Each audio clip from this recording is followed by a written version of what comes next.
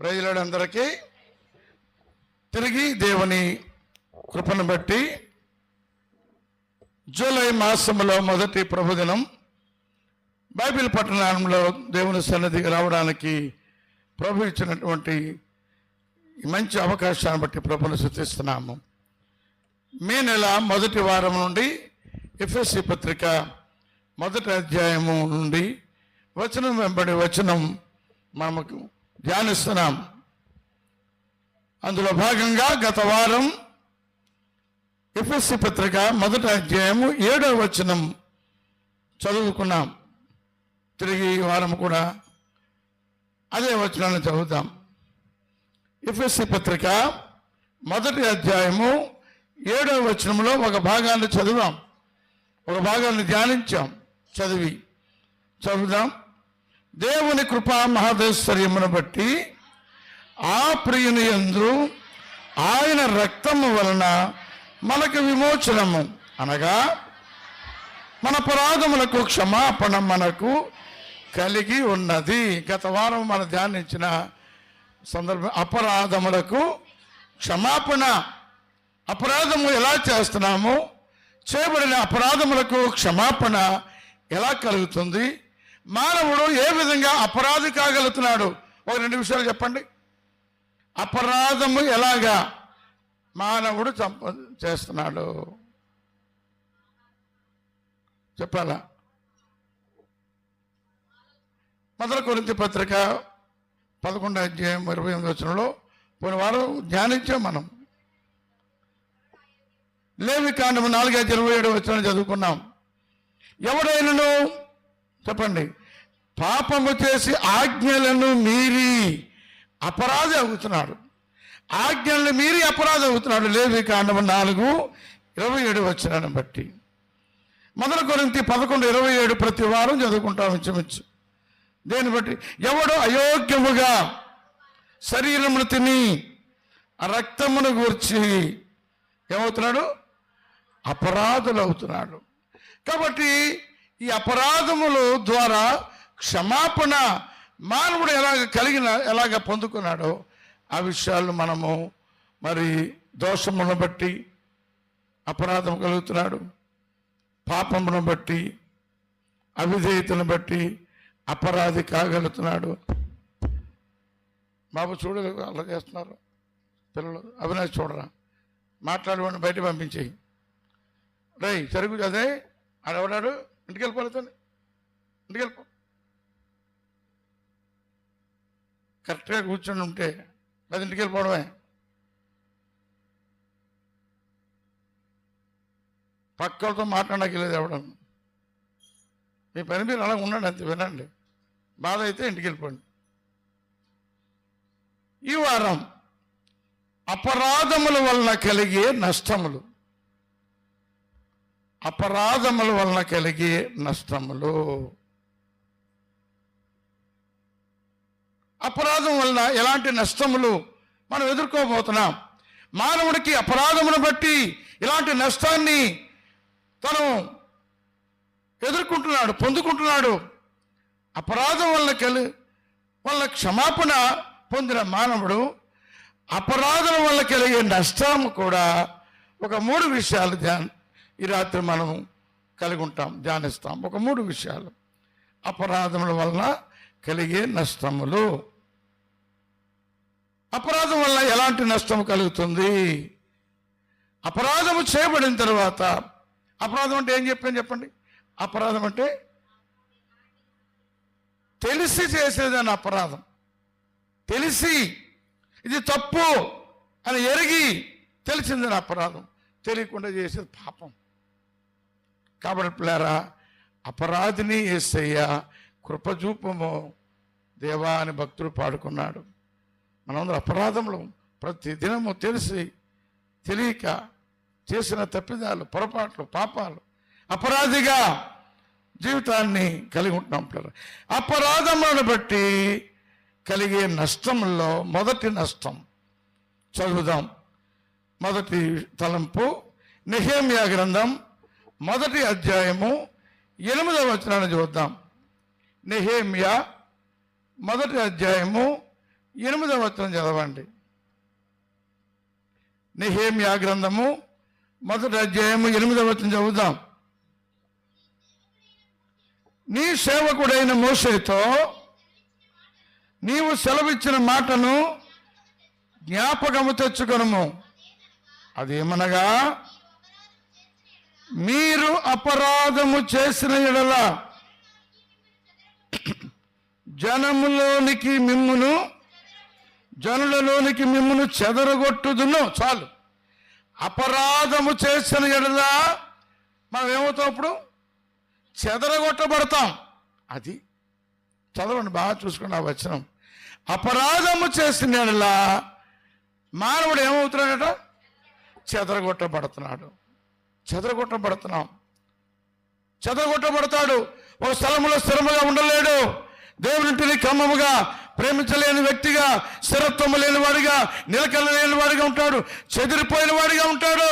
అపరాధమును బట్టి మానవుడు చెదరగొట్టబడతాడట.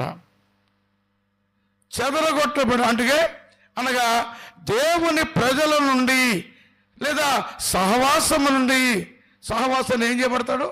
పోగొట్టుకుంటాడు. అది దేవుని ప్రజలలో దొరికే ఆనందం, సహవాసములో దొరికే సంతోషం, ఆనందాన్ని పోగొట్టుకుంటాడు. చెదరగొట్టబడిన వాడు సహవాసాన్ని కోల్పోతాడు. దేవునికి దూరంగా, సంఘానికి దూరంగా, దేవుని ప్రజలకు దూరంగా ఉండి సహవాసాన్ని కోల్పోతాడు. చెదరగొట్టబడిన వాడు పిల్లరా, చెదరగొట్టబడిన వాడు దేవుని ప్రజలతో కలిసి ఉండే ఆనందాన్ని వాడు అనుభవించలేడు. ఉదాహరణకు యేసు ప్రభు వారు ఆరోహణమై తిరిగి పైకి తండ్రి దగ్గరకు వెళ్ళక మునుపు సమాధి నుండి లేచిన తర్వాత 11 పర్యాయాలు ఆయా సందర్భాల్లో తన శిష్యులకు వాళ్ళకి కనపడ్డాడు. అందులో ఒక సందర్భం చూద్దాం. చదవండి. యోహాను సువార్త 20వ అధ్యాయము 24వ వచనం చదవండి. యోహాను సువార్త 20వ అధ్యాయం 24వ వచనం చదువుదాం.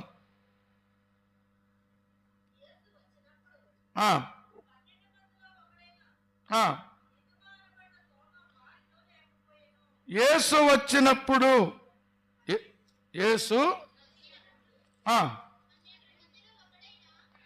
12 మందిలో ఒకడైన దిదుమా అనబడిన తోమా వారితో లేకపోయాను. శిష్యులు ఏకాంతముగా ఒక శ్రమలో ఉన్నారు. ప్రభు వెళ్ళిపోయాడు, మన బోధకుడు మన మధ్య లేడు, మన బోధకుడు సిలువ వేశారు, చంపేశారు, ఆయన చనిపోయినాడు, మనం దిక్కుమాల వాళ్ళైపోయాం, అనాథలం అయిపోయాం అని ఒకరితో ఒకరు యూదులకు భయపడి ఒక స్థలంలో పోగొని ఒక స్థలంలో సమూహంగా ఏర్పడి అక్కడ ఉంటుండగా కలవరంతో ఉన్నారు, భయంతో ఉన్నారు పిల్లరా. అలాంటి పరిస్థితుల్లో యేసు అక్కడికి వచ్చాడు. వాళ్ళ దగ్గరికి వచ్చినప్పుడు 12 మందిలో ఒకడైన దిదుమా అనబడిన తోమా వారితో లేడు పిల్లరా. యేసు ప్రభు చూశారు, వారు ప్రభుని దర్శించారు, ప్రభుతో వారు గడిపిన అనుభవం కలిగిన ఉన్నారు. తోమా వారి మధ్య లేడు. తర్వాత అప్పుడు తోమా వచ్చినప్పుడు తోమాతో అంటున్నారు, చదవండి 25వ వచనం. తెక్కిన శిష్యులు మేము ప్రభువుని చూచుదామని అతనితో చెప్పగా అతడు ఏమంటున్నాడు? ఇప్పుడు నేనాయన చేతులలో మేకుల గుర్తును చూసి నా వేలు ఆ మేకుల గుర్తులో పెట్టి నా చెయ్యి ఆయన ప్రక్కలో ఉంచితేనే కానీ నేను నమ్మను. మీరు చూసారా అంటే నిజంగా ఏమన్నారా? అయ్యో ప్రభువుని చూసారా, నేను లేకపోయాను, ఆ గొప్ప సంతోషం, ఆ భాగ్యం నాకు దక్కలేకపోయింది. కారణం నేను మీ మధ్య లేకపోయాను. ఆ సమయానికి మీతో నేను లేని పరిస్థితి ఏర్పడింది. అనగా దేవుని ప్రజలతో సహవాసము కలిగిన అనుభవం పోగొట్టుకున్నాడు ఆ సందర్భంలో తోమా. కానీ ప్రభువును చూడలేకపోయాడు. సరిగదా దాని గురించి బాధపడక, అయ్యో నేను ఉండలేకపోయాను, ఆ సమయంలో నేను కూడా మీతో ఉంటే ప్రభువును చూసే ఉండేవాడిని, ప్రభువును దర్శించేవాడిని అని ఆ బాధ లేకపోగా ఏమన్నాడు? ఇప్పుడు మీరు చూసారా, నేను అలా నమ్మను, ఆయన గాయాల్లో నేను వేలు పెట్టి చూస్తేనే కానీ నేను ఆయన నమ్మనంటున్నాడు పిల్లరా. ఇది ప్రభువుకు గమనించుంటాడు దేవుడు. ఆయన సమస్తము తెలుసు, మనుషుని యొక్క హృదయాంతర్యమును ఎరిగిన దేవుడు. అయితే మరలా పోగొట్టుకున్నటువంటి తోమాను ప్రభు వారు పోతే పోన్లే, ఆడిపోతే మనకు లెక్కే ఉంది అని అనుకోలేదు. ఆయన ఏ తోమ అయితే ప్రభువుని అనుమానంతో అల్ప విశ్వాసముతో ఆయనను గురించి కాస్త తక్కువ అంచనాతో మాట్లాడాడు, తిరిగి ఆ తోమాను సమకూర్చుకునే వరుసలో ప్రభు 8 దినములైన తర్వాత, అప్పుడు చదవండి 26వ వచనం చదవండి. 8 దినములైన తరువాత ఆయన శిష్యులు మరలా లోపల ఉన్నప్పుడు తోమా వారితో కూడా ఉండెను. తలుపులు మూయబడి ఉండగా యేసు వచ్చి మధ్యను నిలిచి, అనగా సమాధానము కోల్పోయిన శిష్యులతో సమాధానము కలుగును గాక అంటే అర్థం ఏంటి? సమాధానము లేదు వారికి, సమాధానం మీకు కలుగును గాక. సమాధానం లేక ఉన్న నా శిష్యులారా, నా బిడ్డలారా, మీకు సమాధానము కలుగును గాక, మీకు సమాధానం ఇస్తామంటూ తర్వాత తోమాను చూశారట. 27వ వచనంలో తోమాను చూసి, నీ వ్రేళ్ళు ఇటు చాచి నా చేతులు చూడము, నీ చెయ్యి చాచి నా పక్కన ఉంచి అల్ప విశ్వాసవి కాక. ఇదంతా ఎలా జరిగిందంటే తోమాను సమకూర్చుకున్నాడు. అల్ప విశ్వాసముతో తోమా రా, చూడు, నన్ను చూడు, నీ అనుమానాన్ని తీర్చుకో అంటే ప్రభువుతో ఉండే సహవాసం, దేవుని ప్రజలతో ఉండే సహవాసాన్ని కోల్పోయినప్పుడు అవిశ్వాసం ఏర్పడుతుంది, అనుమానం ఏర్పడుతుంది. నేను అలా చూస్తాను కానీ నేను నమ్మను అని అల్ప విశ్వాసం వస్తుంది పిల్లరా. కాబట్టి దేవుని చెదరగొట్టబడిన వారు, అపరాధమును బట్టి చెదరగొట్టబడిన వారు సహవాసాన్ని పోగొట్టుకుంటారు. దేవునింటిని పోగొట్టుకున్నటువంటి ప్రియ సోదరి సోదరుడా, ఈవేళ నీ హృదయంలో ఆనందం ఉందా? దేవుని మందిరానికి వచ్చి దేవుని సన్నిధిలో ఆరాధించి దేవుని వాక్యం విని దేవుని ప్రజలతో సంతోషించి ఆనందించే అనుభవం నువ్వు మందిరానికి రాకపోతే నీకు దొరుకుతుందా? ఇవాళ మందిరాన్ని మానేసి బయట ఉన్న వారు ఎక్కడున్నారు? లోకములో ఉన్నారు. లోకస్తులతో తిరుగుతున్నావు, అక్కడక్కడ త్రాగుబోతులతో తిరుగుబోతులతో ఆ కొంపలంట ఆ చీకట్లో అక్కడ అరుగుల మీద ఆ గోడల మీద కూర్చొని ఉంటున్నారు కదా. వారి హృదయంలో నెమ్మది ఉంటుందా? ఇక్కడ దొరికే ఆనందం వారి హృదయంలో ఉంటుందా? ఇక్కడ దొరికే సంతోషం, దేవుని మందిరములో దేవుని ప్రజలతో కలిసి సంతోషించే భాగ్యం వారి హృదయంలో ఉంటుందా? సహవాసమును పోగొట్టుకుంటే నీ హృదయంలో నెమ్మది ఉండదు, శత్రువు ప్రవేశిస్తుంది. నువ్వు దేవునికి దూరం అయ్యావంటే ఎవరి దగ్గర అవుతావు? పాపానికి, సాతానుకు, అపవాది దగ్గర అవుతావు. దేవునికి దూరంగా నీ ఉంటే అపవాదికి దగ్గర అవుతావు. దేవునికి దగ్గరగా నీ ఉంటే అపవాదికి ఏమవుతావు? దూరంగా ఉంటావు. అది చిట్కా, అది సూత్రం. కాబట్టి దేవుని దగ్గర ఉంటే అపవాదునికి చోటు ఇవ్వదు. ఎంతమంది మందిరాన్ని మానేశారు, కొంతమంది మందిరానికి దూరం అయిపోయారు. కొంతమంది యవ్వన బిడ్డలు మందిరానికి వచ్చి క్రమంగా వచ్చి ఆసక్తితో వచ్చే బిడ్డలు మరి రాగలుగుతున్నారా? ప్రతి కూడికలో సంతోషంతో ఉండగలుగుతున్నావు. కారణం లోకములో నువ్వు అనుభవిస్తున్నావు, లోక ఆనందములో ఉన్నావు, లోకములో సంతోషిస్తున్నావు.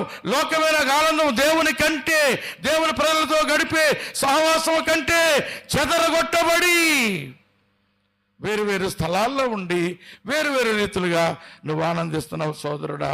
దీన్ని బట్టి అపరాధమును బట్టి, నువ్వు మానలేని పాపమును బట్టి, తప్పని ఎరిగినా ఇది తప్పు నేను చేయకూడదని తెలిసినా అదే పాపాన్ని కొరకు పరిగెడుతున్నావు, అదే పాపములోనే నువ్వు నిమగ్నమైనావు, అదే పాపము కొరకు ఎదురు చూస్తున్నావు, ఆశ కలిగి ఉంటున్నావు. అక్కడే బాగుంది, నాకు చాలా సంతోషం ఉంది.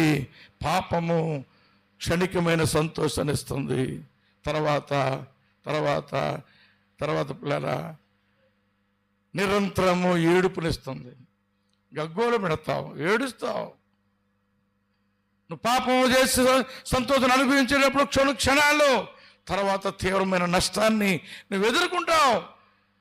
నెత్తి నోరును బాదుకొని ఏడ్చినా ఆ నష్టాన్ని మళ్ళా, అవమానాన్ని మళ్ళా నువ్వు పిల్లరా మరి సమకూర్చుకోలేవు, చాలా కష్టం. కాబట్టి జాగ్రత్త. చెదరగొట్టబడేవారు దేవుడి సన్నిధిలో ఉండలేరు. పాపమునకు దగ్గరగా ఉన్నవారు దేవుడి సన్నిధిలో నిలవలేరు. చదవండి కీర్తన 91. కీర్తన 91 కాదు, క్షమించండి, మొదటి కీర్తన 1:5 చదువుదాం. కీర్తన మొదటి కీర్తన 5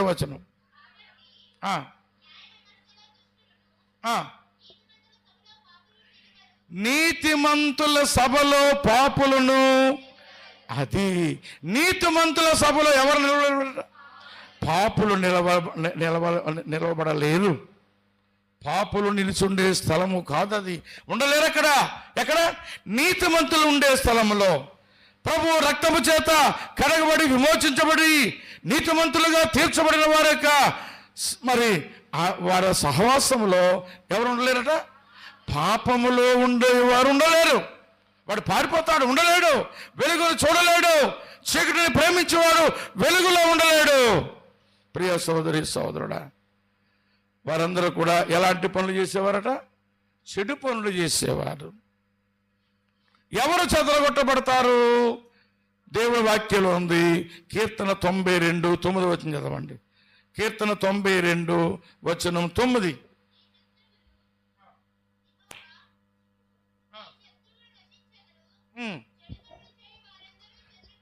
చెడు పనులు, మైకుంటే చదవాలి, మైకులో చదవాలి, అంతా వినపడుతుంది మైకుడి.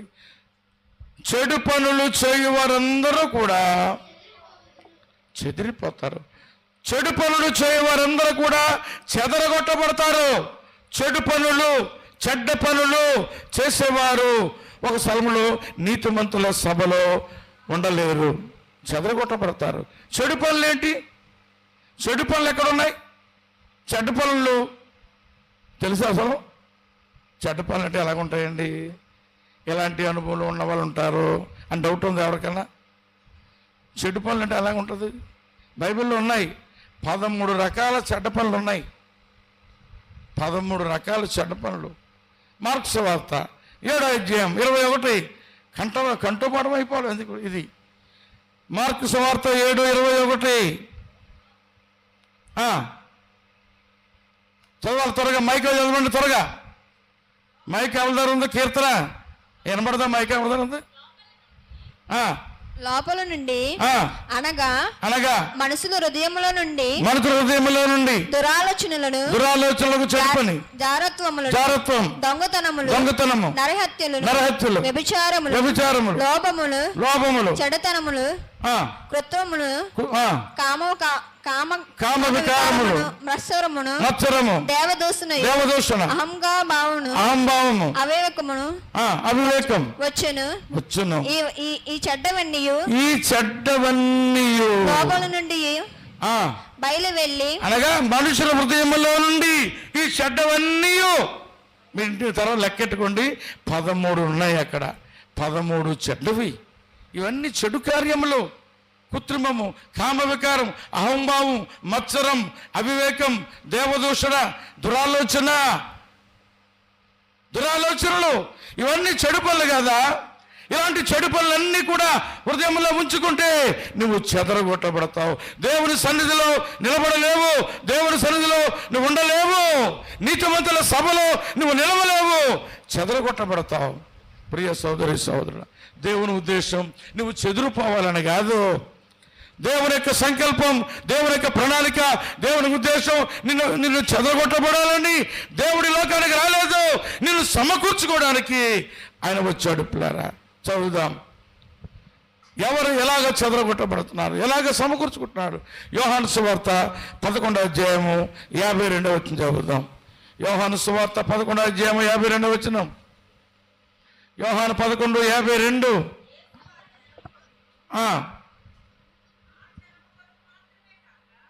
యేసు ఆ జనము కొరకు మాత్రమే గాక చెదరిపోయిన దేవుని పిల్లలను ఏకముగా సమకూర్చుకొనుటకును.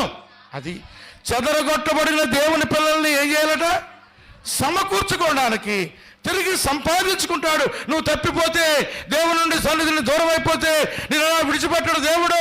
నీ కొరకు ఎదురు చూస్తున్నాడు. ఏమండి, తండ్రి నుండి వేరై, తండ్రి నుండి విరోధముగా, తండ్రి నుండి ఆస్తిని పంచుకుపోయినటువంటి కుమారుడు వెళ్ళిపోయాడు. పోతపో, మళ్ళా నా ఇంటి రావద్దు, నన్ను చూడవద్దు అని తండ్రి మరి కఠిన హృదయంతో లేడు. ఉన్నాడా? కఠిన హృదయంతో ఉన్నాడా తండ్రి? దూరముగా ఎదురు చూస్తున్నాడు తండ్రి. అయ్యో నా కుమారుడు, అయ్యో నా కుమారుడు ఎప్పుడున్నాడు, ఎలాగెళ్ళున్నాడు, ఎక్కడున్నాడు, ఏమైపోయాడు, ఏం తింటున్నాడు, ఎవరితో తిరుగుతున్నాడు, ఎక్కడ పడుకుంటున్నాడు వాడు నా కుమారుడు. తండ్రి యొక్క ప్రేమ ఎదురు చూస్తున్నాడు. వదినాన కుమారుడు వచ్చినప్పుడు వాడు ఇంకా దూరముగా ఉండగానే తండ్రి పరుగెత్తుకొని వెళ్ళి మరి కుమారుడిని కౌగులించుకొని మెడ మీద పడి కౌగులించుకొని ఏడ్చినాడు. పిల్లరా, గొప్ప సంతోషం విందు చేస్తున్నాడు. అది తండ్రి ప్రేమ. నువ్వు చెదిరిపోయావా? నిన్ను సమకూర్చుకోవడానికి యేసయ్య ఎదురు చూస్తున్నాడు. ఎంతకాలం బయట ఉంటావు, ఎంతకాలం దేవునికి దూరంగా జీవిస్తావు, ఎంతకాలం లోకంలో తిరుగుతున్నావు, ఎంతకాలం మందిరానికి వచ్చి దేవుని సన్నిధిలో నుండి పారిపోయి చెదరగొట్టబడుతున్నావు. నీ అపరాధమును బట్టి రా, ప్రభు చూస్తున్నాడు. ప్రభు నీ కొరకు చేయి చెప్తున్నాడు. దేవుని కౌగుల్లోకి రా. ఆయన ఎలాంటి మనస్సుతో ఆయన నిన్ను సమకూర్చుకుంటున్నాడో దేవుని వాక్యం తెలియజేస్తుంది. యెషయా గ్రంథం 54వ అధ్యాయము 7వ వచనం చదువుదాం. త్వరగా చదవండి. యెషయా గ్రంథము 54:7 చదువుదాం త్వరగా, గట్టిగా.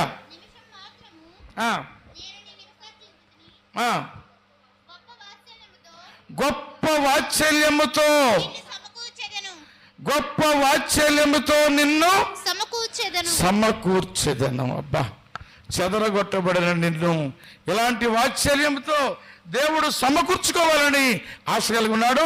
గొప్ప వాత్సల్యముతో దేవుడు నిన్ను తిరిగి సమకూర్చుకోవడానికి దేవుడు ఇష్టపడుతున్నాడు. ప్రియ సోదరి సోదరుడా, మొదటి తలంపు చెప్పండి. అపరాధము చేసిన ఎడల మనం ఏం చేయబడతాం? చెదరగొట్టబడతాం. చెదరగొట్టబడిన నీవు చెదరగొట్టబడడం అంటే సహవాసానికి దూరం అయిపోతాం, దేవుని ప్రజలకు దూరం అవుతాం, లోకానికి దగ్గర అవుతాం, పాపానికి దగ్గర అవుతాం, అపవాదికి స్నేహితులైపోతాం.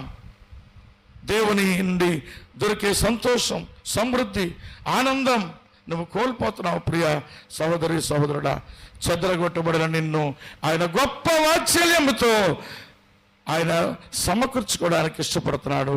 ఇది మొదటిది. పిల్లరా, నిన్ను వదిలేదు. పోతే పో, నీ కర్మ నీదే, మళ్ళా నా దగ్గర రావద్దు అని అనలేదైనా. ఏనాడికైనా నీవు రావాలా, నీవు ఆయన దగ్గరికి రావాలని ఆయన ఎదురు చూస్తూ సమకూర్చడానికి ఆయన వెదుగుతున్నాడు. ప్రియ సోదరి సోదరుడా, తప్పిపోయిన చెదిరిపోయిన పిల్లలను కాపరి లేక చెదిరిపోయారట గొర్రెలు. ఏస్కేల్లో ఉంటుంది 34:5. కాపరి లేక చెదిరిపోయాయి గొర్రెలు. ఆ గొర్రెల కొరకు వెదుగుతున్నాడు ఆయన పిల్లల. కాబట్టి మొదటి తలంపు, చెదరగొట్టబడతావు అపరాధము చేస్తే. అపరాధం వల్ల కలిగే నష్టముల్లో మొదటిది చెప్పండి, చెదరగొట్టబడతాం. రెండవది చూద్దాం. ఎజ్రా గ్రంథము నెహెమ్యా పక్కన చూడండి. ఎజ్రా గ్రంథము 1వ అధ్యాయం 9వ అధ్యాయము 13వ వచనం చదువుదాం.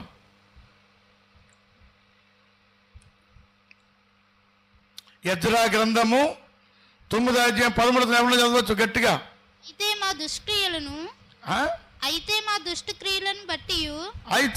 దుష్క్రియలను బట్టి మా గొప్ప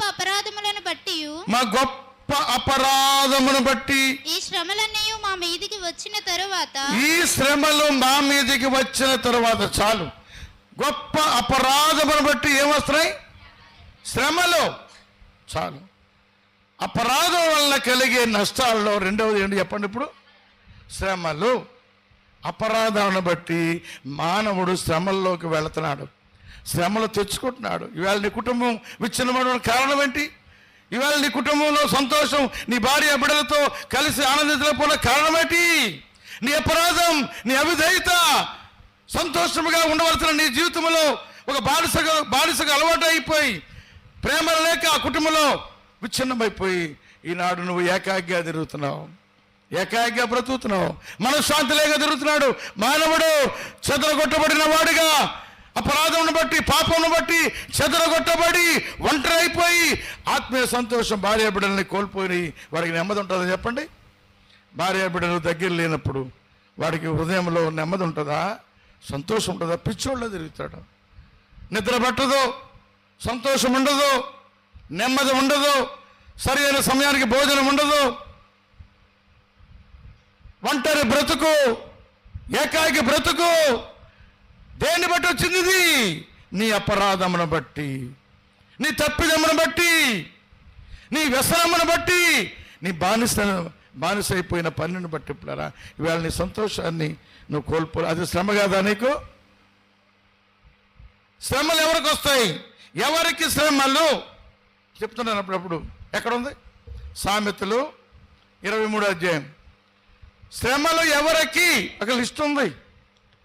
శ్రమలు ఎవరికి చెప్పండి. సామెతలు 23వ అధ్యాయం చదవద్దు ఉందా? సామెతలు 23వ అధ్యాయంలో 29 23 అద్దుగో. ఏ అధ్యాయం అది అమ్మా? 23-29 చదువు. ఎవరికి శ్రమ? 23వ అధ్యాయం 29వ వచనం. సామెతలు ఎవరికి శ్రమ? అంతగా మైక్లో చదవాలని చెప్తాను గట్టిగా. చదువు. ఎవరికి శ్రమ? ఎవరికి శ్రమ? ఎవరికి దుఃఖము? ఎవరికి దుఃఖము? ఎవరికి జగడములు? ఎవరికి జగడములు? జగడములు? ఎవరికి చింత? ఎవరికి చింత? ఎవరికి హేతువు లేని? ఎవరికి హేతువు లేని గాయములు? ఎవరికి మంద దృష్టి? ద్రాక్షారసముతో పొద్దు పుచ్చుకు వారికే కదా. చూడండి, ఎవరికి? తాగుబోతులకి, తాగి తందరాలాడి మంచి చెడ విశిక్షణము కోల్పోయి వ్యసనానికి బానిసైపోయినోడికి ఈ శ్రమ.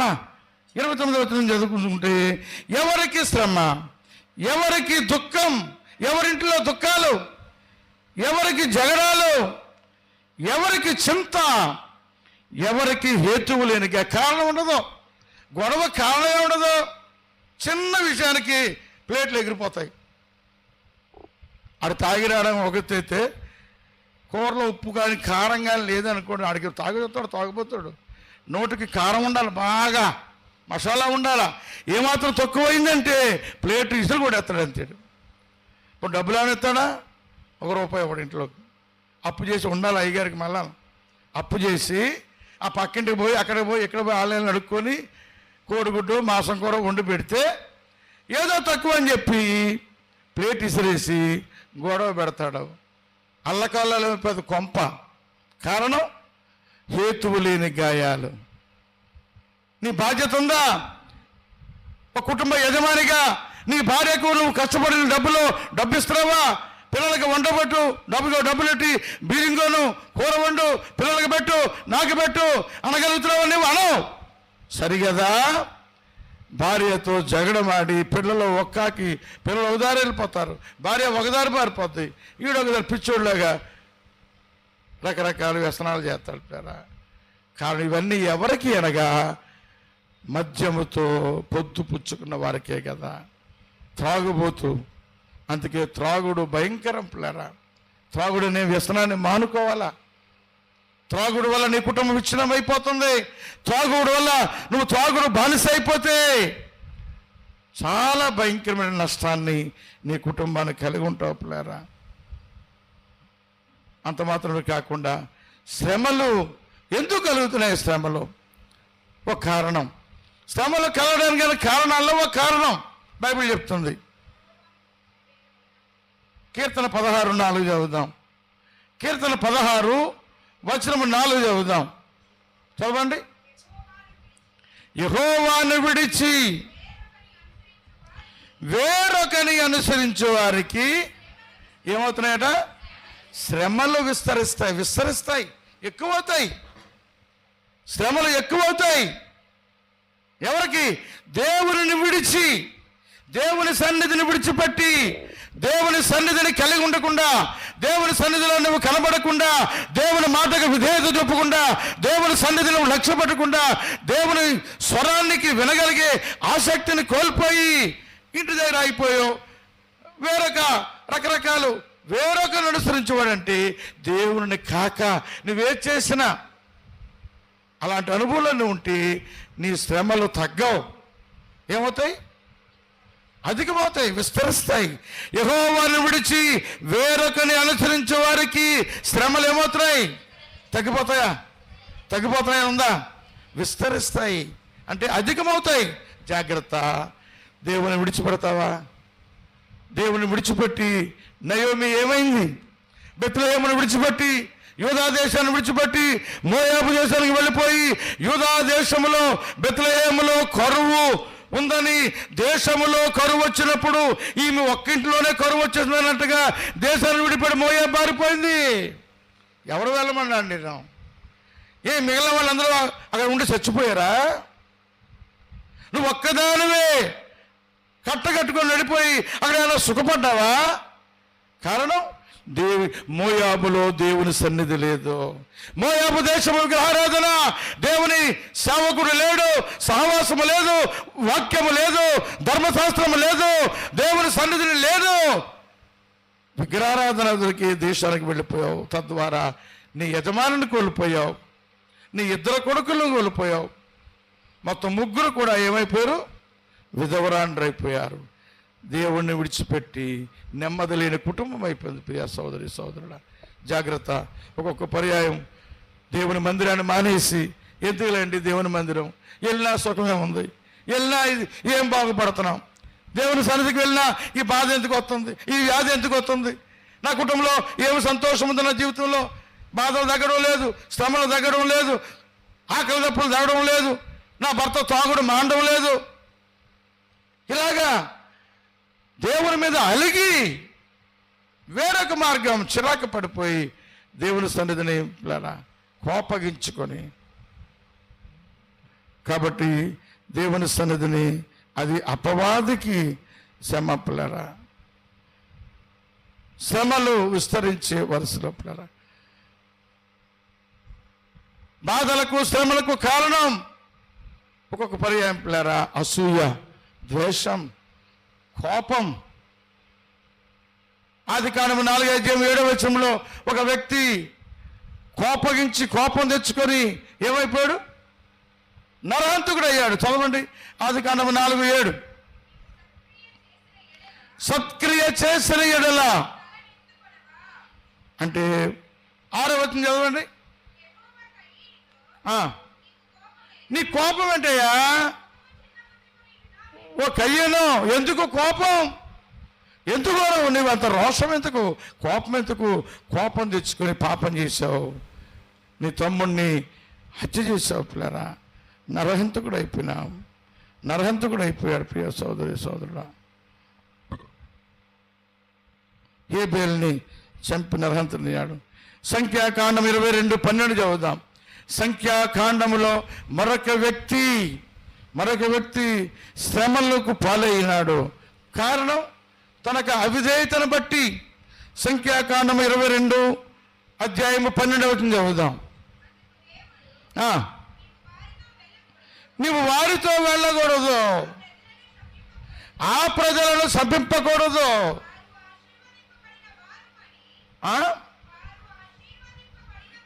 ఆ ప్రజలు ఆశీర్వదించబడిన వారు.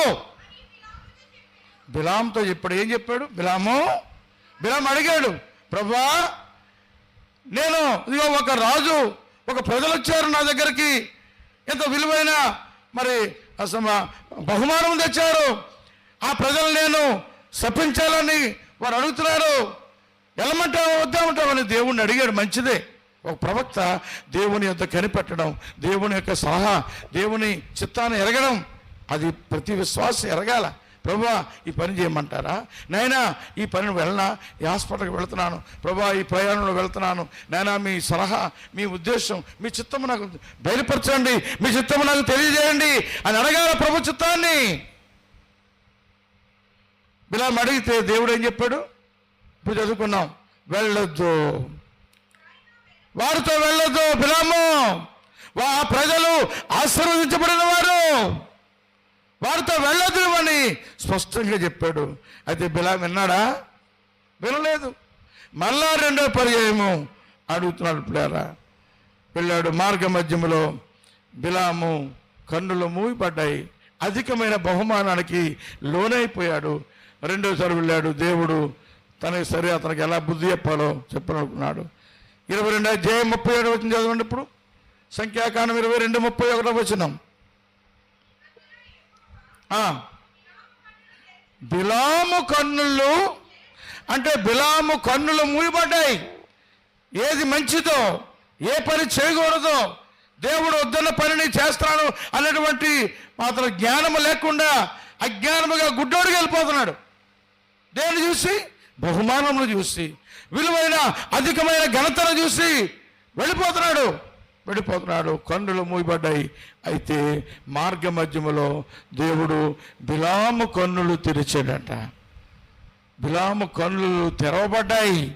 రే గుడ్డోడా, ఓరి గుడ్డివాడా, వెళ్ళిపోతున్నావు, ఆలోచించి ఎక్కడికి వెళుతున్నావు అని దేవుడు బిలాముకు గాడిద ద్వారా జ్ఞానోదయం కలిగించినప్పుడు బిలాము కన్నులు తెరుచుకున్నాడు. పిల్లరా, కొన్ని పర్యాయాలు, కొన్ని సందర్భాల్లో మన కన్నులు కూడా మూయబడతాయి. ఇది మంచిదే అనుకుంటాం, వెళ్ళిపోతాం.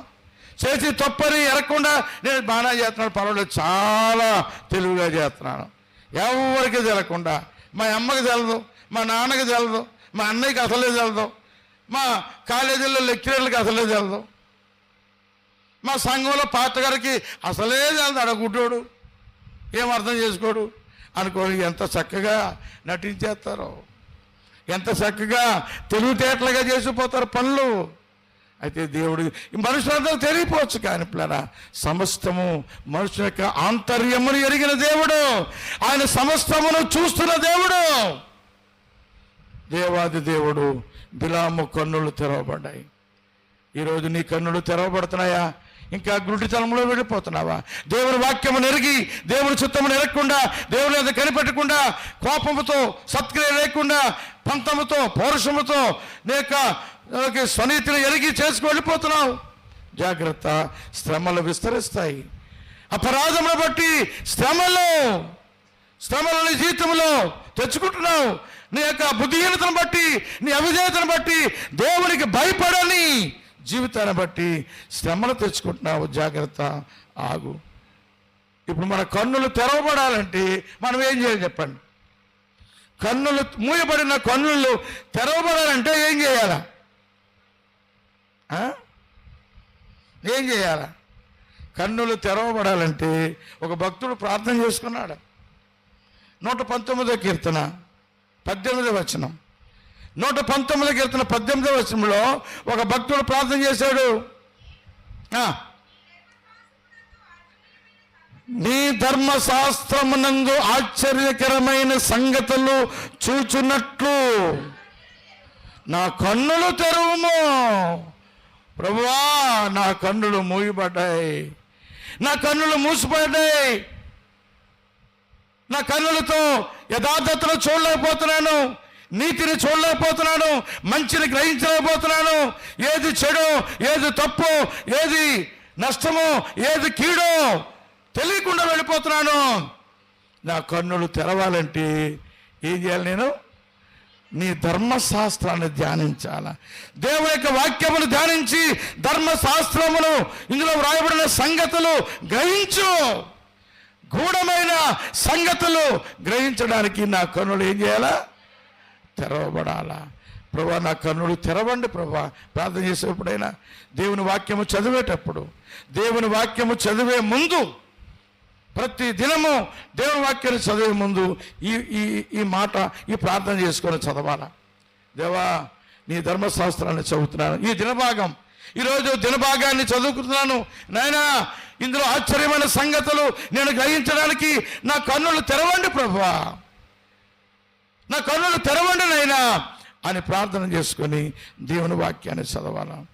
కాబట్టి ప్రియ సోదరి సోదరుడా, అపరాధమును బట్టి శ్రమలు, శ్రమల నుండి తప్పించడానికి నీ కన్నులు, మూయబడిన కన్నులు తెరవబడాలా, దేవుని వాక్యం దగ్గర రావాలా, దేవుని వాక్యాన్ని చదవాలా, గ్రహించాలా, వాక్యపు వెలుగులో, వాక్యపు నడిపింపులో నువ్వు స్థిరపరచబడాలా, క్రమపరచబడాలా.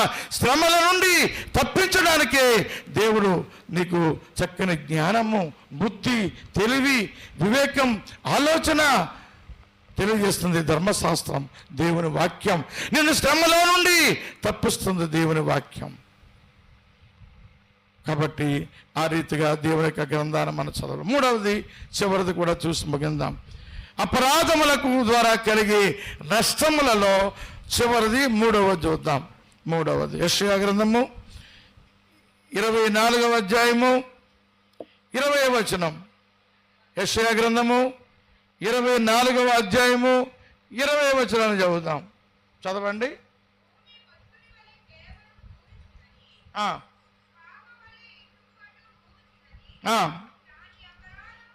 దాని అపరాధము దాని మీద భారముగా ఉన్నది, అది పడి ఇంకను లేవదు. అపరాధం యొక్క భారం, అపరాధము భారాన్ని కలుగజేస్తుందట. అపరాధమును బట్టి భారం, మోయలేని భారం, నెమ్మది లేని భారము, విశ్రాంతి లేని భారముతో ఉన్నావు. ఏ భారముతో ఉన్నావు, ఏ బరువుతో ఉన్నావు, ఏ దిగులుతో ఉన్నావు, ఏ మనశ్శాంతి లేకుండా నీ కుటుంబ జీవితంలో ఉన్నావు, ఏ భారము నిన్ను కృంగజేస్తుంది. నీ అపరాధమును బట్టి ఏ భారములో నువ్వు నలిగిపోతున్నావు, అణచబడుతున్నావు, ఏ భారము నిన్ను నొక్కి పెడుతుంది. భారముతో, మోయలేని బరువుతో ఉన్నావు. అపరాధము భారము కలిగిస్తుంది పిల్లరా, భారం పిల్లరా. అపరాధాన్ని బట్టి ఒక్కొక్కసారి రక్షణ గురించిన ఆనందాన్ని కోల్పోతాం. దావీదు తెలిసి రాజా ఉండి దేవుని చిత్తాన్ని ఎరిగి, వసంతకాలమున రాజులు మరి పిల్లరా యుద్ధములో ఉండవలసిన రాజు ఎక్కడున్నాడు? మేడ మీద షికారు చేస్తున్నాడు. దావీదు గారు మేడెక్కి విహరిస్తున్నాడు. మేడ మీద దేశంలో సైన్యము, ప్రజలందరూ కూడా యుద్ధంలో ఉన్నారు పిల్లరా. రాజు ఉండవలసిన స్థానంలో ఉండకుండా ఇంటి దగ్గర ఉండి మేడ మీద విహరిస్తూ శోధనలో పడ్డాడు, పాపంలో పడ్డాడు, భారాన్ని తెచ్చుకున్నాడు. పాపం నరహంతకుడు అయిపోయినాడు, అబద్ధకుడు అయిపోయినాడు. చివరికి పాపి, ఆ పాపం చేసినవాడు నీవే, ఆ మనుషుడు నీవే అని ప్రవక్త అయిన నాతాను చెబితే కానీ దావీదుకు తెలియలేదు పిల్లరా. అప్పుడు ఏడుస్తున్నాడు 51వ కీర్తనలో. కీర్తన 51లో దావీదు ఏడ్చి 12వ వచనంలో అంటున్నాడు. కీర్తన 51 12వ వచనంలో, దేవా రక్షణ గూర్చిన ఆనందం నాకు మరలా, అనగా ఒకప్పుడు నీవు ఇచ్చిన రక్షణ బట్టి ఆనందాన్ని కోల్పోయాను, రక్షణ ఆనందము నాకు మరలా పుట్టించు. అనగా ఒకప్పుడు ఆనందం లేదు, ఒకప్పుడు సంతోషం లేదు, ఒకప్పుడు మరి నెమ్మది నా జీవితంలో లేదు ప్రభువా. కారణం పాప భారములో అణచబడుతున్నాను, పాప భారముతో ఉన్నాను. కాబట్టి ప్రభు అంటున్నాడు, ఏమన్నాడు చెప్పండి? మత్తయి 11:28 జరుగుతుంది. ప్రయాసపడి భారమును మోయిచున్న సమస్తమైన వారులారా నా యొద్దకు రండి, కమ్ అన్ టు మీ. నా యొద్దకు రండి. ప్రయాసతో ఉన్నావా? ఏ ప్రయాస, ఏ భారముతో ఉన్నావు? నలిగిపోతున్నావా? నీ భారాన్ని నా మీద వేయి, నీ భారాన్ని నా మీద వేయి. 55:22 కీర్తన 55:22 వచ్చి చదువుదాం. నీ భారము యెహోవా మీద మోపుము. ఏం చేస్తాడట? ఆదుకుంటాడట. నీ భారాన్ని నువ్వే మోస్తావా? నీ భారాన్ని నువ్వే మోసుకోవాలని ప్రయత్నం చేస్తావా?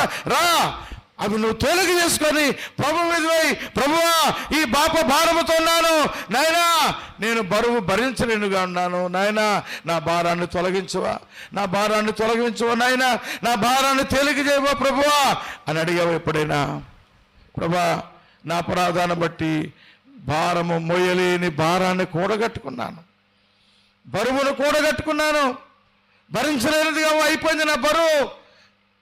మనశ్శాంతి లేదు, నెమ్మది లేదు, ఆనందం లేదు, సంతోషం లేదు, కుటుంబంలో కలవరం, వేదన, దుఃఖం, ఏడుపు. ప్రభువా, దేని బట్టి? ఇదిగో నా అపరాధమును బట్టి, నా అపరాధాలను బట్టి భారం ఎక్కువైపోయింది నాయన. రక్షణ గురించిన ఆనందాన్ని కోల్పోయాను. ఒకప్పుడు ఆరాధన లేదు ఈనాడు, ఒకప్పుడు సంతోషం లేదు, ఒకప్పుడు నెమ్మది లేదు, ఒకప్పుడు ఉండే సంతోష ఆనందం ఈనాడు లేదు నా జీవితంలో. కాబట్టి రక్షణ ఆనందము నాకు కలిగించుకున్నారా. అపరాధమును బట్టి, పాపమును బట్టి మనము ఎలా ఉన్నాం? చచ్చిపోయిన వారిగా ఉన్నాం, చనిపోయాం, జీవము లేని వారిగా ఉన్నాం. ప్రభువా, నన్ను బ్రతికించవా, ప్రభువా నన్ను బ్రతికించండి. నీ కుమారుడైన యేసు ప్రభు ద్వారా నన్ను బ్రతికించి దేవా, నీకు బ్రతికించమని పిల్లరా భారాన్ని తేలిక చేసే దేవుడు. చూద్దాం మళ్ళా అపరాధమును బట్టి కలిగే నష్టాలలో మొదటి నష్టం ఏంటి చెప్పండి? అపరాధమును బట్టి ఏం చేద్దాం? చెదరగొట్టబడతాం. దేవుని ప్రజల నుండి, సహవాసం నుండి దూరం అయిపోతాం, పోగొట్టుకుంటాం. తద్వారా ఎంతో నష్టం, ఎంతో వేదన, నెమ్మది ఉండదు, సంతోషం ఉండదు పిల్లరా. సహవాసాన్ని కోల్పోతే అది అల్ప విశ్వాసం, అనుమానం, దేవుణ్ణి అనుమానిస్తాం. తోమ అనుమానించలేదా? నేను నమ్మను. ఆయన నా దగ్గరికి వచ్చి ఆయన గాయాలు నాకు చూపిస్తే, ఆయన గాయాల్లో నేను వేలు పెట్టి చూస్తాను కానీ నేను నమ్మను అన్నాడు. కారణం, అందరితో ఉంటే అందరికి వచ్చిందా డౌటు? ఇతను లేడు కాబట్టి. అందరితో ఉన్నప్పుడు 11 మంది ఉండగలిగినప్పుడు 12వ వాడు లేడు వాళ్ళతోటి. కాబట్టి అపరాధమును బట్టి చెదరగొట్టబడ్డావు, చెదిరిపోయావు. నిన్ను సమకూర్చుకోవడానికి దేవుడు ఇష్టపడుతున్నాడు, పోగు చేసుకోవడానికి ఇష్టపడుతున్నాడు. గొప్ప వాత్సల్యముతో ఆయన మనల్ని సమకూర్చుకున్నాడు ప్రియ సోదరుడా. రెండవది, అపరాధమును బట్టి మనం ఏమవుతున్నాం? శ్రమలకు పాలవుతున్నాం, శ్రమలలో నలిగిపోతున్నాం. శ్రమ తెచ్చుకున్నాం, కష్టము తెచ్చుకున్నాం, బాధ తెచ్చుకున్నాం, కన్నీరు. ఎవరికి శ్రమ, ఎవరికి చింత, ఎవరికి దుఃఖం, ఎవరికి హేతువు లేని గాయాలు? మద్యముతో మచ్చు పుచ్చుకున్న వారికే కదా. మద్యముతోనే నీ బ్రతుకు తెల్లారిపోతుంది. ఉదయం లేచిన వెంటనే 4 గంటలకు వెళ్ళిపోతావు ప్యాకెట్ దగ్గరికి. అది నోట్లో పెట్టి పీకి అయిపోతే నీకు నెమ్మది ఉండదు, నీకు నెమ్మది ఉండదు పిల్లరా. నేను వాకింగ్కి వెళ్తున్నాను 4:30కి, 3 గంటలు లెగిసి 1 గంట పావు అలా ప్రార్థన చేసుకొని లేచి సిద్ధపడి 4:30కి ఇక్కడ బయలుదేరుతున్నాం. భూషణ్ మేషారు నేను కూడా 5 గంటలకు వెళ్తున్నాం. చూస్తున్నాం దారిలో అక్కడ ప్యాకెట్లు పెట్టుకొని ఎలాగా మెట్ల మీద, గొట్ల మీద కూర్చొని ఆ కొంపలంట ప్యాకెట్లతో ఉదయమే బెడ్డెట్కిలా తాగేస్తాడు. చాలా బరువుతో, బాధతో. మద్యముతో ప్రారంభించినాడు పిల్లరా. కష్టం, నెమ్మది ఉండదు, ఆరోగ్యం క్షీణిస్తుంది, ఆరోగ్యాన్ని కోల్పోతాడు, నష్టాన్ని కలిగి ఉన్నాడు. త్రాగుడికి వ్యసనం అయిపోయాడు. ఎక్కడున్నాడు వాడికి? ఎక్కడున్నాడో లేదో, వస్తాడో రాడో పిల్లరా. జీవితాలు దుర్భరమైపోయిన జీవితాలు పిల్లరా. శ్రమలు, కోపం, చెడు పనులు. రెండవది, మూడవది పిల్లరా, అపరాధమును బట్టి భారాన్ని అధికం చేసుకుంటున్నావు. నీ మీద భారం మోయబడుతూ, పాప భారం, మనందరి పాప భారాన్ని మోయడానికి యేసు ప్రభువు వారి లోకానికి వచ్చినాడు. యెషయా 9:6లో రాయబడింది. ఏమన్నాడు? ఏలయనగా మనకు శిశువు పుట్టెను, మనకు కుమారుడు అనుగ్రహించబడెను.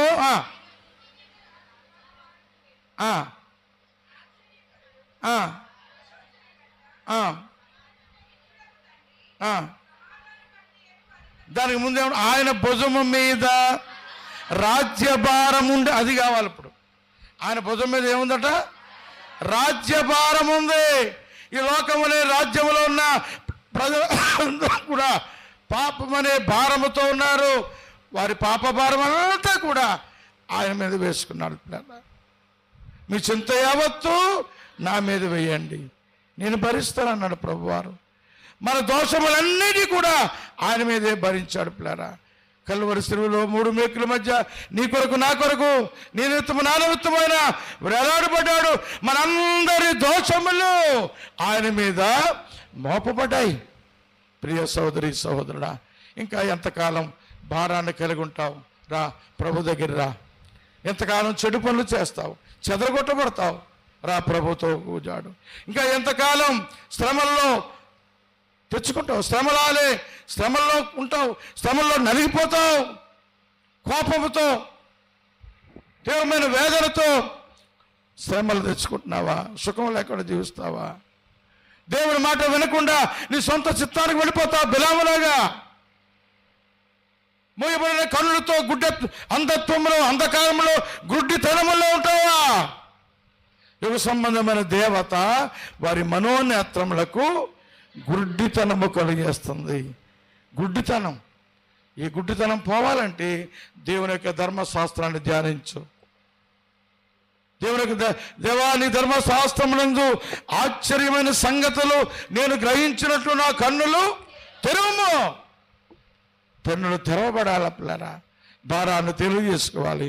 ఇటు అనుభవంలో ఈ రాత్రి మనము బైబిల్ పట్టుకుందాం. 3 శ్రేష్టమైన మాటలు విన్నాం.